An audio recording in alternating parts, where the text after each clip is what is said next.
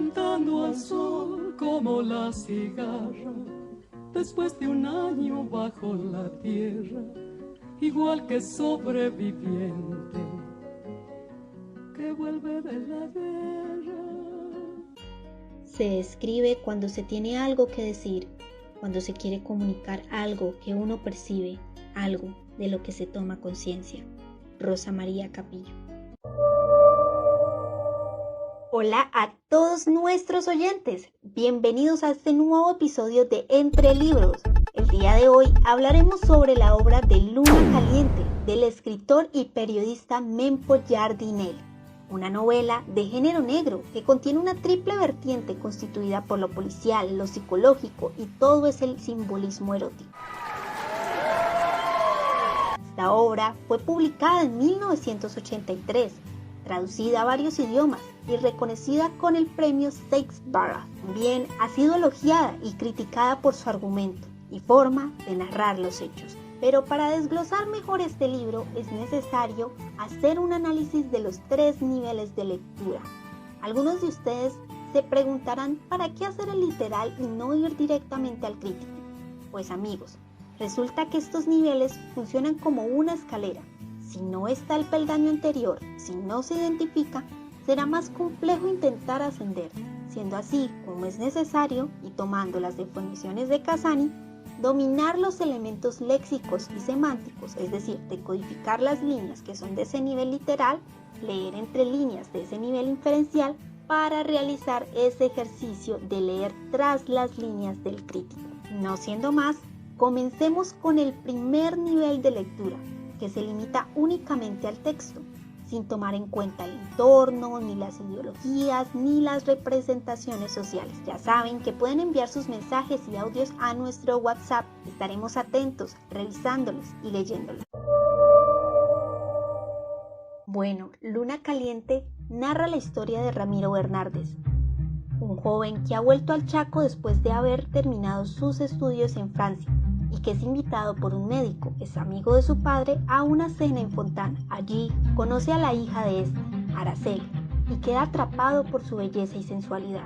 La calentura del Chaco y su excitación lo conllevan a violarla de forma brutal y asesinar al padre de la misma, pues este pensó que el médico lo había descubierto y deseaba matarlo para vengar lo ocurrido. A partir de ese instante, Ramiro se ve envuelto entre una persecución policial, un salvaje vínculo erótico con Araceli y unos episodios de interrogación que terminan en su ida al Paraguay. Todo esto ocurre y se encierra en la provincia del Chaco, en la Argentina de 1977. En este instante nos han llegado 2 mensajes de Gato Volador, que dicen lo siguiente: me gustaría saber cómo ocurrieron los hechos y quién realiza las acciones o actividades. No lo tengo muy claro. Bueno, frente a la primera pregunta, cabe decir que Ramiro pasa la velada en la casa del médico. Allí se interesa por Araceli, con quien sostiene una relación sexual en contra de su voluntad. Aparentemente la chica muere. En su intento de huir por lo ocurrido, se encuentra con las autoridades, asesina al doctor y escapa a su hogar. Al amanecer, llega Araceli, quien sorpresivamente está viva y lo busca para iniciar una relación erótica.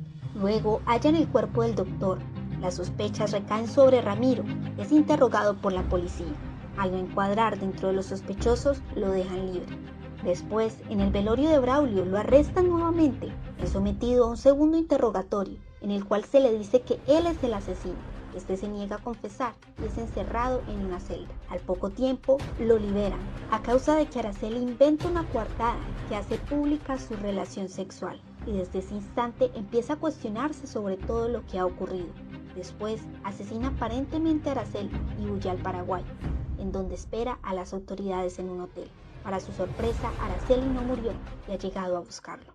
Frente a la segunda, principalmente las realiza Ramiro. Antes de que me pregunten, y para continuar en este nivel inferencial, dentro de los hechos más importantes de la novela están la violación de Araceli, que desencadena todo lo que va a continuar ocurriendo en la historia, el asesinato de Braulio, que permite abrir un contexto sobre la Argentina de 1977 y da paso al encuentro entre Araceli y Ramiro, en donde se revela que ésta no ha muerto, y también cuál es su reacción particular frente a los hechos ocurridos. El otro interrogatorio que se le realiza a Ramiro, pues allí continuamos conociendo sobre cómo se maneja el país en ese tiempo. Este hecho a su vez abre paso al cuarto punto, es decir, el falso testimonio de Araceli y la posterior liberación de Ramiro, pues con esto se conoce el vínculo afectivo que mantienen estos dos. En otras palabras, ya no se debe ocultar nada, y aquí es cuando Ramiro comienza a pensar sobre lo que ha hecho, llegando a la conclusión de que no ama a Araceli y que le provoca pavor alguno de sus comportamientos. El último hecho es el supuesto segundo asesinato de Araceli, pues de allí se desencadena la huida de Ramiro para el Paraguay y se conoce el final de la historia. Para los que se preguntan cuál fue el desenlace, el libro cierra con los recuerdos de Ramiro sobre París, las reflexiones frente a los hechos ocurridos hasta entonces, el cómo había perdido su vida en tan solo 3 días calurosos, su desesperación por ser capturado por la policía y la sorpresiva visita de Araceli al hotel de Paraguay. Bueno, y ya adentrándonos en el tema de los personajes, en un primer plano encontramos a Ramiro y Araceli. Ramiro Bernardes es un hombre de 32 años, abogado egresado de la Universidad Francesa, doctor en jurisprudencia, especializado en Derecho Administrativo, que muy pronto iba a incorporarse como profesor en la Universidad del Nordeste. Duró 8 años por fuera de Argentina y volvió al Chaco por nostalgia. Es divorciado y aunque no estaba del todo seguro, era consciente de que su currículum lo ayudaría a meterse en la política y ascender socialmente. Por su parte, Araceli Tenenbaum es una niña de una familia de prestigio de Fontana, que no tiene más de 13 años. Es hermosa, morena, de cabello negro, largo, grueso, que tiene un flequillo altivo que marca perfectamente su cara delgada. También tiene unos ojos oscuros, brillantes, y tiene una mirada lánguida, pero astuta. Cabe decir que en el libro y por parte de Ramiro se indica que Araceli es frívola, lasciva, caliente e insaciable. Ya en cuanto a personajes secundarios, podemos encontrar a Braulio Tenenbaum, médico clínico con mención honorífica en la Facultad de Medicina del Rosario, ex militar de campaña, ex amigo del padre Ramiro, pilar de la familia Tenenbaum, quien ya no ama a su esposa y está decepcionado de su patria. También encontramos a Carmen, quien es la madre de Araceli, a los hermanos de Araceli, a Braulito, a María, quien es la madre de Ramiro, a Cristina Bernardes, que es la hermana menor de Ramiro, tiene 22 años y una aversión por los alcohólicos, al inspector Almirón, quien es astuto, alto, flaco, de pelo corto, pero más largo de lo habitual en los policías del régimen militar, al teniente coronel Alcides Carlos Gamboa Boschetti, a Jaime Bartolucci, a Juan Gomulca, a Dorín, entre otros personajes más. ¡Uy! ¿Será que puedes hablar sobre las palabras clave y la estructura? Claro que sí. En cuanto a lo primero, las palabras clave son luna, caliente, sexo, matar, noche, amor, miedo, asesino, pensar, calor, monstruo, silencio, excitación, dormir, muerte, mierda, entre otras más. Respecto a lo segundo, con una extensión de 71 hojas, el libro se encuentra dividido en 5 partes más el epílogo. Estas inician con una frase seguidas del nombre de su autor y la respectiva obra en las cuales fueron escritas. Los capítulos son de extensión corta y oscilan entre las 2 y 5 hojas. En total vienen 124. No cuentan con un nombre, sino que están enumerados con, valga la redundancia, números romanos. El libro tiene una fuente pequeña. Las páginas tienen su respectiva numeración. Cabe decir que en la primera página del libro hay una dedicatoria y en la última se encuentra el lugar y el año en donde fue escrito. Por otro lado, la portada se encuentra constituida por el nombre de la editorial, su marca, el título del autor, que está escrito en amarillo, y el de la obra, en blanco, en un tamaño un poco pequeño en comparación con el anterior. Asimismo, hay una imagen como apoyo visual, de 3 hombres llevando esposado a otro. Todo este contenido se encuentra en un fondo rojo. Debemos mencionar también que el libro utiliza un lenguaje coloquial, pues al enmarcarse y acontecer los hechos en la Argentina, se usan palabras y expresiones comunes de este país como el che, el sos, el vos en lugar de tuvo usted, ibe, pelotudo, tenés, hacémelo, gauchadas, remera, entre otras más. Bueno, pasando a un nivel en donde se va más allá de lo que explícitamente nos dice el texto, en donde se analiza, se reflexiona y se lee entre líneas para deducir ese significado tácito del enunciado, teniendo en cuenta los datos que hay alrededor del mismo. Cabe decir, en este punto, que la novela tiene como telón de fondo a la dictadura cívico-militar que se vivió en Argentina entre 1976 y 1983. Ese proceso de reorganización nacional se va introduciendo en la obra para después ser señalado directamente. De allí la necesidad de vincular ciertos sucesos del libro con ese contexto de Argentina, porque Luna Caliente es una metáfora de la dictadura que entremezcla esa muerte, esa violencia, ese salvajismo, irracionalidad, corrupción, cinismo, con los hechos ocurridos en aquella época. Mempo escribe con dolor e ira desde su destierro, y por eso privilegia más a la acción y a la brusquedad de la misma. De hecho, en una entrevista con Semana dijo que esta novela correspondía a un momento de su vida y de su país de una extrema violencia, de una inmoralidad absoluta, y que al estar exiliado en México la escribió con mucha ira. Así pues, y partiendo de lo anterior, puedo decir que esos encuentros sexuales entre Araceli y Ramiro simbolizan esa furia de la dictadura militar, ese comportamiento de animalidad, ese descontrol, esa violencia era la que estaba viviendo Argentina.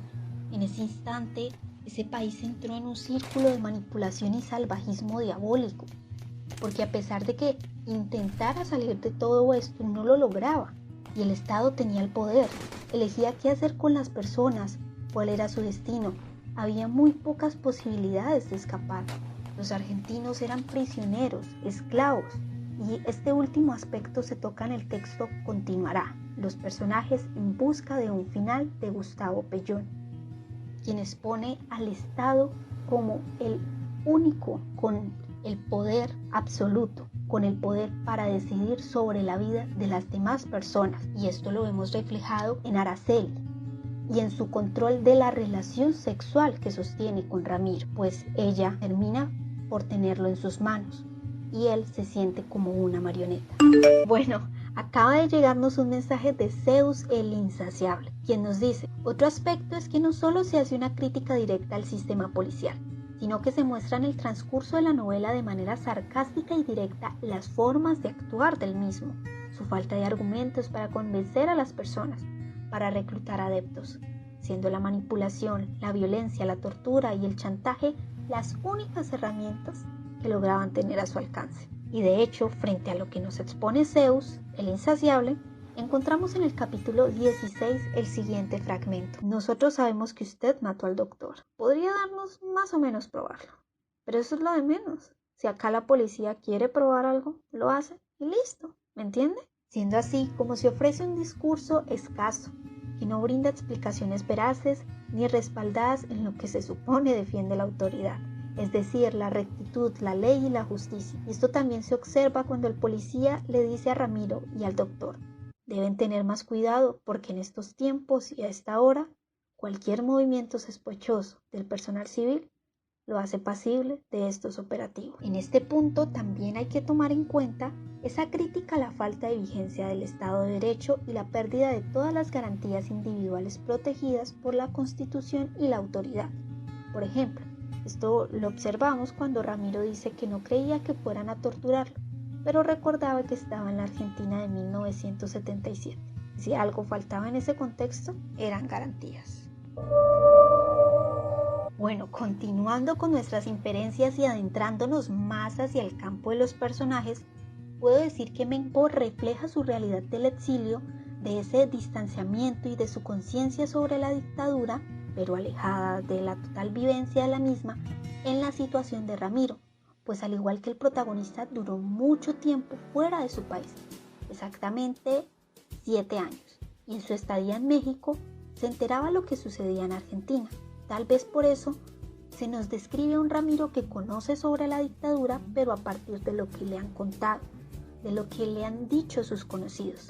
Ya decía Rocagliolo, el autor alimenta sus obras, sus novelas, de lo que vive y experimenta.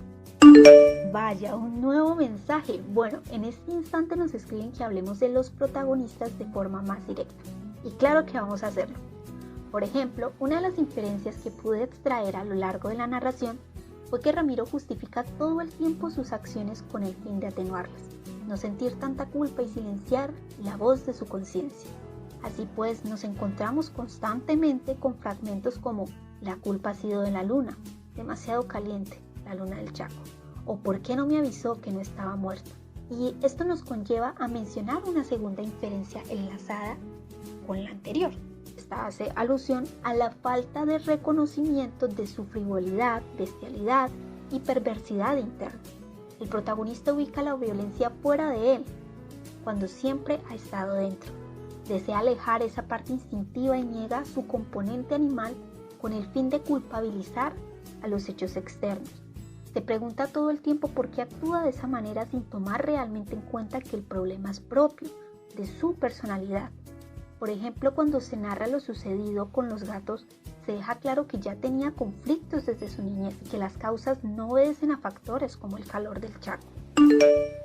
Sí, ya voy a hablar de ese punto.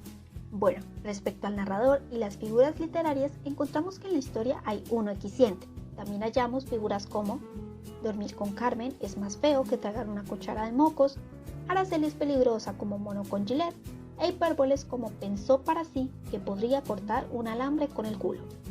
Debemos mencionar también que el libro utiliza un lenguaje coloquial, pues al enmarcarse y acontecer los hechos en la Argentina, se usan palabras y expresiones comunes de este país como el che, el sos, el vos en lugar de tuvo usted, pibe, pelotudo, tenés, agauchadas, entre otras más.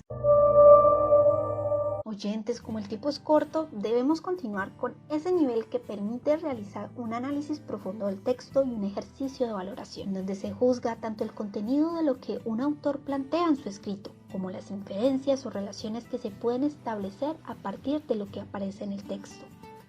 Así pues, debo mencionarles que la obra es una crítica social y política frente a la dictadura de Argentina, que denuncia y se convierte en una metáfora de ese despotismo, de esa brutalidad, de esa violencia de una época que dejó muchas víctimas. Una obra escrita desde el exilio, que nos transmite esa furia y ese dolor no solo desde el contenido propio del texto, sino desde la forma en el que es narrado, pues hay un privilegio de la acción y el fatalismo con unas huellas de erotismo masoquista, que terminan en esa transformación y degradación de los personajes, que se convierten en unos esclavos de la sensualidad, pues no tienen escapatoria y desde un inicio tienen escrito su destino. De hecho, sus protagonistas me hacen recordar a Teresa y José, del libro El sabor de un hombre, porque ellos también quedan prisioneros de sus instintos, de sus deseos, y se van destruyendo a medida que la excitación los consume. De la misma manera, me recuerda todo su contexto a La Casa de los Conejos, en donde se toma en cuenta la violencia de la dictadura de Argentina y se realiza una crítica al sistema policial. Sin embargo, debo mencionar que la rapidez de la narración y los escasos momentos de pausa me dejaron un sinsabor frente a la profundidad de los personajes. De pronto hubiese sido mejor ahondar en el pasado de Ramiro, en su matrimonio, conocer más sobre sus relaciones con el resto de mujeres, para realizar un mejor análisis de sus comportamientos y actitudes. Lo mismo me sucede con Araceli, pues nunca se revela cuáles son sus pensamientos ni sus percepciones del mundo. Se nos narra un personaje desde la construcción nimia del autor y la mirada de Ramiro. Pero el hecho de no saber qué piensa la chica también genera más incertidumbre, porque entonces uno no sabe qué va a decir o cómo va a actuar, manteniendo esa tensión. Por eso, la novela es tan adictiva e impredecible. Bueno, mis queridos oyentes, así llegamos al final de nuestra misión. Les agradezco por participar y quedarse hasta el final de este espacio. No se olviden de sintonizarnos la próxima semana y de saludarnos al WhatsApp. ¡Hasta luego! Cantando al sol como la cigarra, después de un año bajo la tierra, igual que sobreviviente que vuelve de la guerra.